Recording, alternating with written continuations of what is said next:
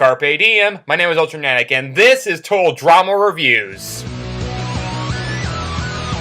This is where I, as a lover of animation and reality shows, look over the show and combine them together the best.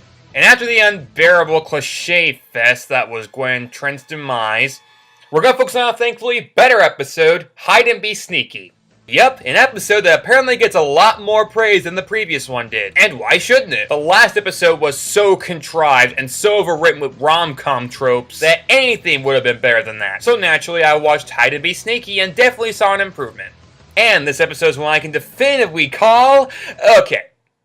Yeah, it's not good, it's not bad, it's just okay. Why only okay? Well, let's bunker up and find out. This is Hide and Be Sneaky. We open with Heather and Lindsay bonding over the gift basket that she earned last week. I cannot believe that Lashana shredded my clothes. And I can't believe we didn't get footage of that. Seriously, this is reality TV. That'd be like a person flipping someone's mattress over and not getting that on camera either. The whole cinematography department would probably all get canned. Well, you did steal Gwen's boyfriend. That's pretty major. How can you drink this sugar water? I want that purple stuff. Oh, and get used to that. Heather is needlessly extra aggressive to Lindsay for the next couple episodes. I wouldn't call it out of character, since there have been signs of her being annoyed by Lindsay in the past. It's like talking to an eggplant. But I hope Heather realizes that Lindsay's the only person in the game who actually listened to her. So sharing her would be, once again, poor strategy. It's sort of like if Mario suddenly stopped talking to Luigi. Who can you turn to after that? You've got to put Trent out of your head. I know. I just miss him so much already. Well, baby girl, nothing heals a broken heart like revenge. This is true, which is also weird because Heather just mentioned Lashana shredding her clothes. Yeah, that one segment raises a couple questions.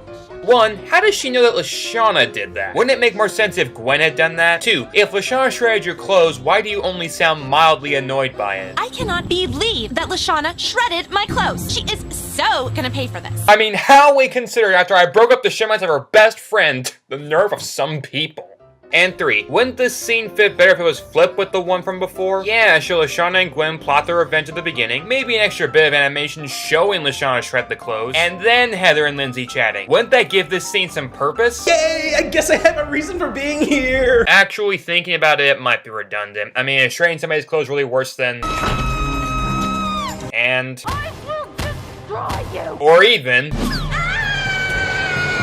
Yeah, even the revenge would have a hard time topping those. Today's challenge is a good old-fashioned game of hide and seek. The lifeguard chair is home base. When he finds you, Chef will try to spray you. If you escape his blast, you can try to run to home base. Once you've been caught, help Chef find other campers. Do any of those, and you win invincibility. Oh, come on! That's the stupidest hack I can think of in this setup. Basically, they're telling us that you can throw the challenge and still win. Once you've been caught, help Chef find other campers. Do any of those, and you win invincibility. Okay, something you might not know about me as a fan of reality shows, but I despise people throwing challenges. While it has been an effective strategy for many reality TV winners in the past, I feel that mentality takes away all the effort of actually playing to win, and instead serves as an opportunity for a person to showcase their own giant ego for how safe they think they are. We tried so hard to blow that challenge. Green Tribe, I tried to help you out, but they deserve to lose after that.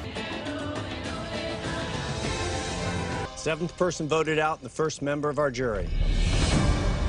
Sarah. We do get a funny gag of Lindsay picking terrible hiding places. Couldn't you do any better than hiding under your covers? Fooled you. This isn't even my bunk. While Lashana decides to hide underwater, an idea which seems good at first, but will quickly backfire when you realize that Chef is targeting people with a powerful water gun. Couldn't she be mistaken for capture by production?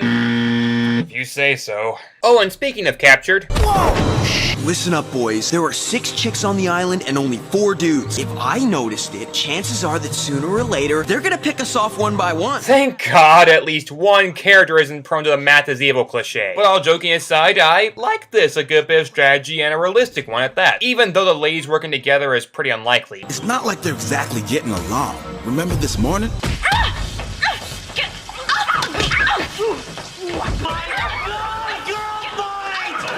But Duncan convinces them that the girls will remain tight if they put their minds to it, so the guys have to remain tight. Everyone agrees, even a reluctant Jeff and Owen. Jeez, I'm just not sure. Are you sure now? Okay!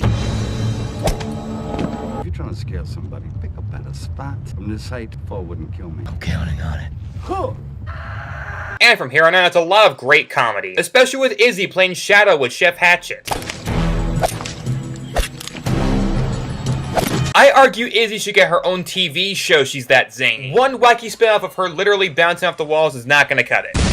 However, as someone who's played hide-and-seek even as a teen, you have to wonder something during this challenge. Since Chef is in the forest and probably nowhere near the beach by basic eyesight, why does no one try going to the lifeguard chair now? Look, DJ, Owen, Heather, and Lindsay are all in the general camp area, so why can't they just make a run for home? Oh right, because if they get caught, they can still win anyways. Again, I hate loopholes like that. That's just stupid. But trouble happens when Bridget gets her foot tangled in some lights. Well, gee, I'm sure she'll eventually figure it out and just untangle them. I love this show. I love laughing at random things that will predictably lead to hijinks when they realistically shouldn't. Lindsay runs into Heather and Chef runs into both of them. And then he shoots his load at them, making them wet. Okay, who's proofreading my scripts? I'm sorry, I don't care what's happening on screen. I can't have a young, clean internet review series where I see two young, hot, soaked women on top of each other. Censorship rules are overrated. So after Chef tags Heather and Lindsay, he begins searching for more campers. And of course, comes across Izzy. I guess you heard that, huh?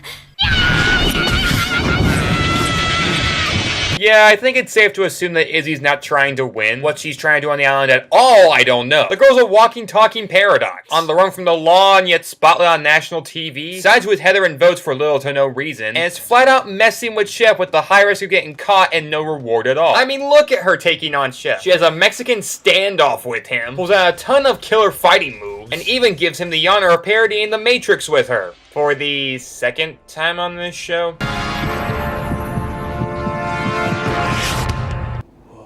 She falls in the lake discovering Lashana, and yet decides to not oust her. So Izzy won't even fake win like the rules said she could? I love her craziness. It only leads to a very clean character. Well, as clean as Same Fighter in RCMP camp gets, but hey, we've all been there before, right? I see. Remind me to edit this out in post. Meanwhile, Bridget and her tangled foot come across a family of skunks, and because of a horribly contrived Rube Goldberg machine, she accidentally frightens the skunks and gets sprayed.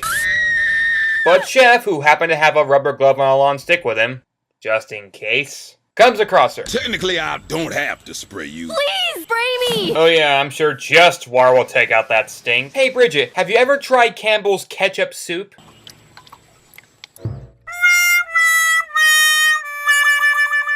DJ and Owen then drop in on each other. See what I did there? And Heather finds them and thus will be immune because she's caught them. You guys are so busted. Or they could try to outrun her. I mean, sure, Owen's not very fast, but do you remember what Heather said in The Big Sleep? I don't run. And I definitely don't run in high heel wedges. Since there are two of them, why don't I bust one of them so we both get invincibility? Hey, I've got an idea. Find your own. Heather, you do know that if Lindsay goes home, you're completely alone in the game, right? I need my evil to outweigh my practicality. The other campers get found, including Gwen and Jeff. As well as Heather with DJ and Owen. I just found Owen and DJ in the lodge, so I guess I have invincibility now. You know, as much as I enjoy Heather's antics and character, it dawns on me that as much as she loves competing, she never once earns another immunity, but is always given them. Of course, that's up for debate, but I can't help but get the impression every time. It happened in Search and Do Not Destroy, and now it's happening here. My job here is done. One thing people hate in reality TV shows is when a contestant is clearly rigged to win. And yes, no matter how fantastic a competitor is, rigging a winner makes everything awfully predictable and predictably awful. But he had this game served up on a silver platter for him. He was able to play with 3 weeks of safety unfettered. Can I please get some enjoyment from this episode again? I wonder where Duncan is hiding. How should I know? It's not like the guys are forming a guys-only alliance or anything. Okay, they are forming one, but I'm not a part of it. Okay, you broke me. There is an alliance and I joined it and I'm not supposed to tell you, but I did. What an out-of-nowhere confession even for a dumb person to make. Okay, you broke me. There is an alliance and I joined it and I'm not supposed to tell you, but I did. Yet another hilariously forced moment. How easily manipulated can a guy bribed by cake and blackmailed by a 2-foot-tall cliff possibly be? Wow, I really had to drag that out of you. Anyways, Duncan gets found. That accounts for everyone except... Lashana, but I searched everywhere. I doubt that, but whatever. He deduces where she is, but it's too late. What took you so long, sugar? Good to know someone figured out that maybe just waiting by the chair was a smart strategy. We cut to a short while later where all the girls are contemplating what to do with Duncan's Guy Alliance. As much as it makes me want to yak up my lunch, we have to vote as a group if we want any chance of winning. I say we take out Duncan. Sounds good to me. I don't trust that little criminal. I don't trust that Owen. You with us? No. Then let the chips fall where they may. But it looks like they can't come to a consensus. Like, at all. Elsewhere, the guys decide to vote Bridget, but much to Jeff's reluctance. She could still be an asset to us. Everyone likes Bridget, and she's great at sports. Roast before hose. But at the marshmallow ceremony, Bridget gets the most votes, presumably at a 4 to 3 to 3 vote. I'm gonna miss you. So you didn't vote me off? No way. Oh, come on! I could never vote you off, babe. Yeah, and then after you shunned me for my 5th grade art project, which I made from love. You're my girl. Aw, I believe you. If I had to guess, he's probably lying just to avoid sleeping on their future couch. But still, we need some freaking confirmation on all this. Make a voting history, somebody. So you didn't vote me off? No way. You didn't? Also, why should the other guys be upset about this? I mean, sure, this is kind of a betrayal, but what difference did it make? Bridget still got eliminated. Yeah, well, I'm sure the guys are willing to look past that. Night, guys. Sleep tight, Jeff. Oh, yeah. Good night.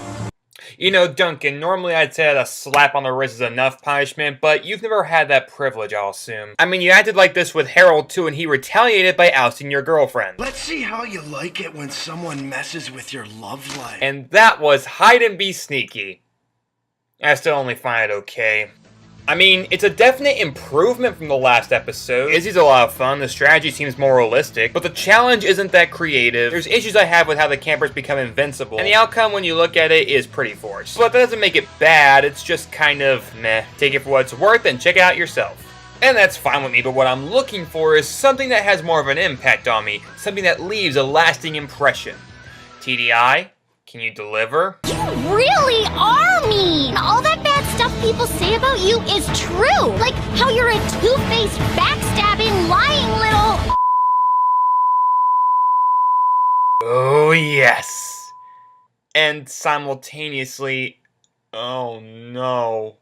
This episode... Hide and seek.